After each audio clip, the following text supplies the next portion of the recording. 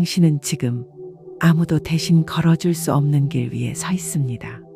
그 길은 자식을 사랑하는 마음에서 비롯되었고 그 마음은 기도라는 이름으로 오늘 여기에 머물렀습니다. 혹시 지금 당신도 자식을 걱정하며 잠 못 드는 밤을 보낸 적 있습니까? 노력해도 잘 풀리지 않는 그 아이의 삶을 보며 도대체 내가 뭘 더 해야 하나 하는 회한이 마음을 덮은 적 있습니까? 그렇다면 이 이야기는 바로 당신을 위한 것입니다. 이 말씀은 단순한 이야기나 정보가 아닙니다. 이것은 자식의 운명을 바꾸고자 정성을 다해 살아온 모든 부모를 위한 부처님의 등불입니다. 자식의 운은 부모의 행심에서 비롯되고 그 복은 부모의 공덕에서 피어난다. 부처님의 이 한 말씀 속에는 부모로서 우리가 놓치지 말아야 할 삶의 길이 들어 있습니다. 이제 그 길을 함께 걸어봅시다. 눈을 감고 마음을 조용히 비우십시오. 당신이 세상에서 가장 사랑하는 그 아이의 얼굴을 가슴 깊이 떠올려 보십시오. 그리고 부처님의 자비로운 가르침을 하나씩 가슴에 새겨 보십시오. 그대여, 기도하십시오. 그리고 그 기도가 곧 공덕이 되게 하십시오. 이제 시작합니다. 제1장, 말의 공덕을 세우라. 말은 인연을 짓고 복을 만들며 업을 낳느니라. 어느 산사의 한 어머니가 스님을 찾아왔습니다. 스님, 제 아이가 아무 말도 하지 않아요. 학교에서도 집에서도 무표정하게 아무런 말도 하지 않아요. 스님은 그 어머니에게 조용히 차를 건넨 뒤 이렇게 말했습니다. 아이의 침묵은 어쩌면 누군가의 말로부터 시작되었는지도 모르죠. 그리고 스님은 부처님 말씀 한 구절을 들려주었습니다. 비수가 혀끝에 깃들면 중생은 말에 찔려 아픔을 얻느니라. 그날 이후 어머니는 매일 작은 수첩에 아이에게 하지 못한 말을 적어가기 시작했습니다. 오늘도 살아줘서 고맙다. 잘하지 않아도 괜찮다. 너는 그 자체로 귀하다. 한 달이 지나 아이는 조용히 말했습니다. 엄마, 나 그 말들 좋았어. 더 들려줘. 나는 오늘 어떤 말을 아이에게 건넸는가? 그 말은 복이었는가? 아니면 그림자였는가? 오늘 하루 좋은 말을 한 문장씩 적어보십시오. 적은 말 중 하나라도 꼭 아이에게 전하십시오. 이 입에서 나오는 말이 아이의 운명을 비추는 자비의 등불이 되게 하소서. 제2장, 욕망을 내려놓고 바라보라. 탐욕은 불이며 집착은 사슬이니라. 마음이 내려놓을 때 길은 비로소 열리느니라. 한 어머니는 자식을 위해 밤낮 없이 기도했습니다. 하지만 그 기도 속에는 언제나 한 문장이 포함되어 있었습니다. 부처님, 제 아이가 꼭 의대에 붙게 해주소서. 어느 날 아이가 말했습니다. 엄마, 나는 피를 보면 손이 떨려. 나는 화가가 되고 싶어. 어머니는 처음으로 눈물을 흘렸습니다. 그 눈물은 슬픔이 아니라 내려놓음의 눈물이었습니다. 그날 밤 어머니는 기도문을 바꾸었습니다. 부처님, 이 아이가 자기의 길을 스스로 찾고 그 길 위에 행복하길 바랍니다. 그리고 그 이후 어머니는 기도 후에 아이의 그림을 바라보며 석으로 이렇게 염불했습니다. 나무 관세음보살, 이 그림이 복이 되게 하소서. 나는 아이의 삶을 지켜본 것인가? 아니면 내가 꿈꾸던 삶을 아이에게 강요한 것인가? 자녀에 대한 나의 기대 목록을 써보십시오. 그중 내려놓을 수 있는 한 가지를 선택해 오늘 기도에서 비우십시오. 이 마음속 기대를 내려놓고 아이가 자기 삶을 피워낼 수 있도록 부처님 자비로 감싸주소서. 제3장, 분노를 수행으로 돌리라. 분노는 일순간의 불길이나 그제는 오랫동안 남는 법이라. 부처님께서는 분노를 다스리는 것은 곧 자신의 업장을 녹이는 가장 빠른 길이라 하셨습니다. 한 아버지는 매일 아이에게 소리쳤습니다. 넌 왜 그렇게 게으르니? 도대체 언제 철들래? 그 분노는 반복되었고 아이는 점점 침묵에 잠겼습니다. 그러던 어느 날 아버지는 우연히 책상 서랍에서 아이의 쪽지를 발견합니다. 나는 없어지는 게 낫겠지. 부모님이 원하는 사람이 아니니까. 아버지는 큰 충격의 말을 잃었습니다. 그날 밤 그는 처음으로 아무 말 없이 아이 곁에 앉았습니다. 그리고 가만히 눈을 감고 관세음보살을 염불했습니다. 다음 날 그는 아이에게 처음으로 이렇게 말했습니다. 어제 말 못해 미안하다. 그냥 내 옆에 있고 싶었어. 그 짧은 문장 속에서 아이는 눈물을 흘렸고 오랜만에 대화를 나누었습니다. 나는 아이를 깨우기 위해 화를 냈는가? 아니면 내 감정을 풀기 위해 화를 냈는가? 오늘 하루 분노가 일어나는 순간을 관찰해 보십시오. 화가 날 때는 말을 멈추고 가만히 숨을 들이마시며 관세음보살을 염해 보십시오. 이 참은 분노가 자식의 어둠을 밝히는 등불이 되게 하소서.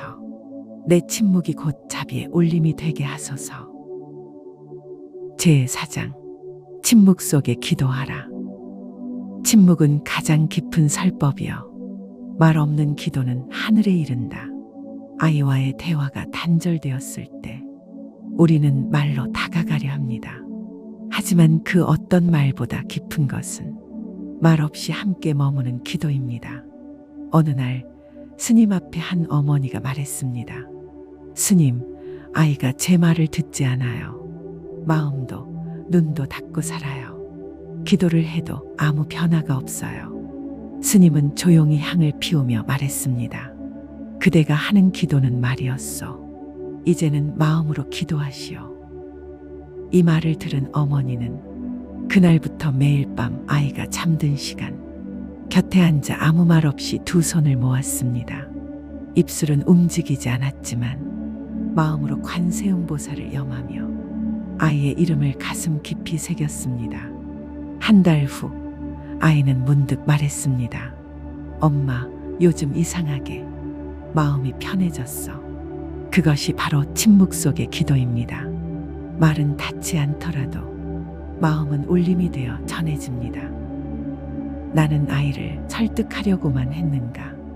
그 마음을 그냥 껴안아 보려 한 적은 있었는가? 하루 10분 침묵 속에서 아이의 이름을 염하십시오. 말하지 말고 다가가지도 말고 그저 기도로 머무르십시오. 이 말 없는 기도가 자식의 마음에 닿게 하소서. 부처님, 이 마음을 자비로 받아주시오. 그 아이의 삶에 빛을 내리소서. 제5장 참회의 공덕으로 자식을 씻기라. 과거는 바꿀 수 없으나 참회는 그것을 복으로 전환시키는 열쇠이다. 부처님께서는 참회를 마음의 목욕이라 하셨습니다. 과거의 말과 행동에서 비롯된 상처는 부모가 참회함으로써 비로소 씻겨나갑니다. 한 어머니는 늘 아이를 비난하였습니다. 너는 왜 이것도 못해? 옆집 아이는 벌써 저렇게 자라는데. 그 말들은 칼처럼 아이의 마음에 새겨졌고 시간이 지나며 아이는 점점 자신감을 잃었습니다. 그러던 어느 날 그녀는 법당에 앉아 조용히 울었습니다. 그리고 처음으로 아이에게 이렇게 말했습니다. 미안하다. 엄마가 잘못했구나. 너는 있는 그대로 소중해. 그 말은 아이의 내면에 오래도록 울렸습니다. 나는 오늘 자식에게 어떤 상처를 남겼는가? 그 상처를 내 입으로, 마음으로 씻어줄 수 있는가? 매일 저녁 자신이 했던 말을 떠올려 보십시오. 그중 참회할 것이 있다면 마음속에서 진심으로 용서를 구하십시오. 이 참회의 기도를 부처님께 올리오니 저의 지난 허물이 자식에게 남지 않게 하소서. 이 눈물이 자비가 되어 그 아이의 삶을 씻어주게 하소서. 제6장 부부가 도반이 되어 가정을 도량으로 삼으라. 가정은 수행의 정각이요 부부는 그 정각의 양기둥이다. 부처님께서는 부부를 도반으로 보셨습니다. 서로를 탓하지 않고 이해하며 돕는 관계.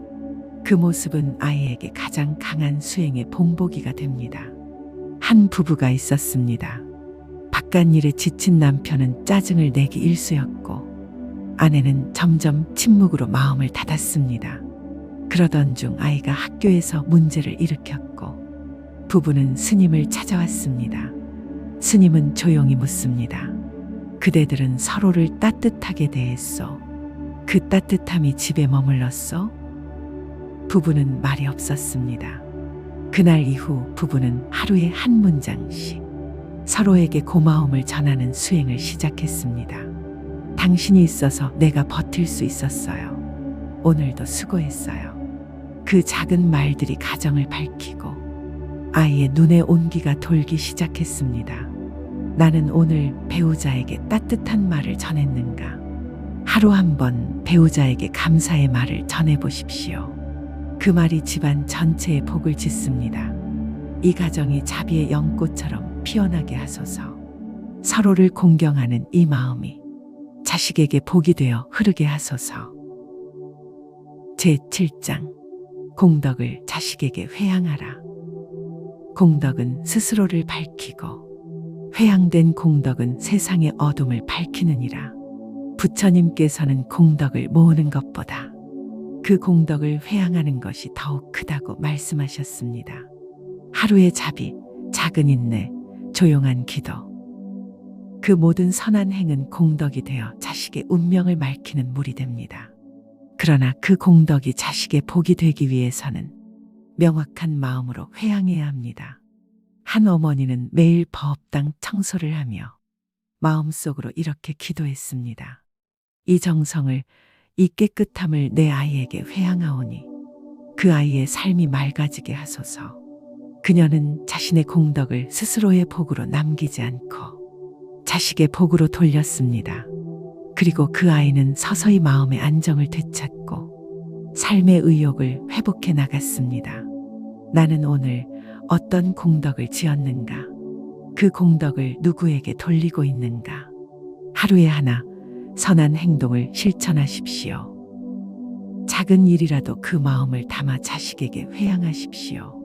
이 행이 자식의 복이 되기를 간절히 기도하십시오. 이 작은 선의 행이 자식의 큰 복으로 피어나게 하소서. 그 아이의 길에 자비가 흐르게 하소서. 이 회양이 운명을 밝히는 등불이 되게 하소서.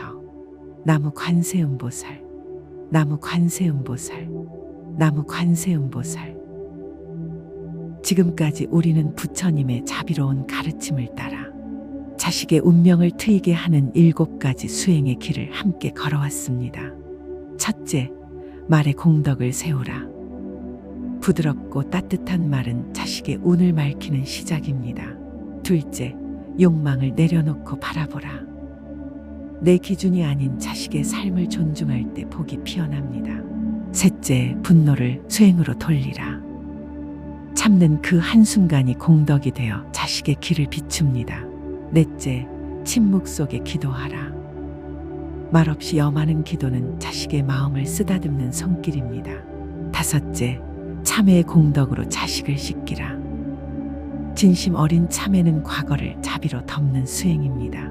여섯째, 부부가 도반이 되어 가정을 도량으로 삼으라. 따뜻한 가정은 자식의 복의 터전입니다. 일곱째, 공덕을 자식에게 회양하라. 작은 선행 하나하나가 자식의 운을 여는 씨앗이 됩니다. 이제 그대의 기도는 부처님의 자비와 함께 했습니다. 그대의 수행은 자식의 삶을 비추는 등불이 되었습니다. 이 모든 말씀이 부디 당신의 삶에 깊이 새겨지기를, 그 기도의 마음이 자식의 운명을 열어가는 큰 힘이 되기를 기도합니다. 나무 관세음보살, 나무 관세음보살, 나무 관세음보살. 함께 해주셔서 감사합니다. 당신의 마음에도 오늘 고요한 복이 깃들기를. 좋아요와 구독으로 이 인연을 이어주시고 댓글에 당신의 간절한 소망을 적어주세요. 그 소망 반드시 이루어질 것입니다.